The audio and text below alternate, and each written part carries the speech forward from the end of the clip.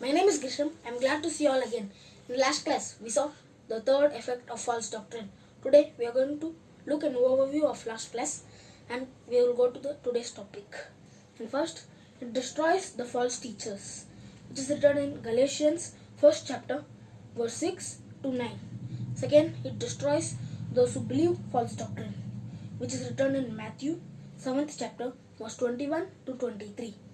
Third, it causes division, which is written in 1 Corinthians chapter 1 verse 10 to 13. And let's go to the today's topic, and this is the last subject of the sound doctrine. The subject is the individual Christian's responsibility on sound doctrine. What does God expected from us, from me, from you? Let's go to the Bible to answer that question. The first passage that we like to look at is in 1 John chapter 4 verse 1. Beloved, do not believe every spirit, but test the spirits whether they are good, because many false prophets have gone out into the world. But why it is necessary to us? Because he said many false prophets have gone out into the world.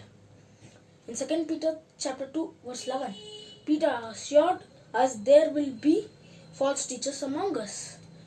We hate that. We don't want to be that. But unfortunately, it is therefore we need to be tested in the spirits. We need to test by using the standard of God, what God gave to us, God's word, the Bible. And so whatever is taught, we need to test in the Bible. We should check. You need to check. If I speak or any brother speak, you have to check in this whether it is in the Bible. You have to check by the Spirit. They are of God, because there are many false prophets in this religious world now. Now let's go to another verse, which is in the book of Ephesians 5th chapter, 10th verse to 11th verse. 11th verse. And find out what pleased the Lord, have nothing to do with the fruitless deeds of darkness, but rather expose them, for it is shameful even to mention what the disobedient do in the secret. So God wants us to prove that which is true, not to me, not to some other brethren, or not to some other deacons, or not to some other preachers, but we have to prove to the God, to the Lord and Savior Jesus Christ. How we are going to do that? Well, we have to go to the Bible, the Word of God. We have to make sure that which we listen is true. We have to check which is true. So everything we need to prove, we need to test the doctrine, which is it, whether it is sound doctrine or a false doctrine.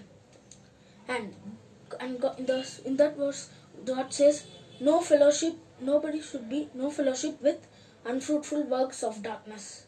Of course, in the scripture, darkness is opposite to the light, and the light means God. Light represents to God. So it's opposite to godliness, that which is form, him including his form, him including his words. So when he talks about them, fruitful works of darkness, unfruitful works, he's talking about the things contrary to God, opposed to God and his word, that which is sinful. Fellowship means to participate in or the sharing of any common thing. So God says, do not have any fellowship with unfruitful work of darkness. He's telling, do not participate in any unfruitful thing of darkness. And from the things that are unfruitful things, unproductive words, in solution with the will of God. But God doesn't require us to stop those works. There are more verses in 11th verse. He says, reprove them in the New King. He says, reprove them, expose them. New King James Version Bible.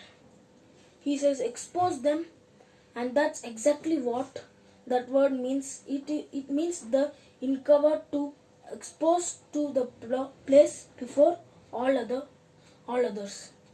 Why do we want to do that? Because of the effects of false doctrine that we studied in the last class. If your friend or family are taught the false doctrine, then we have to expose them. We have to teach them that is false doctrine, and we have to teach them the sound doctrine, which is sound doctrine.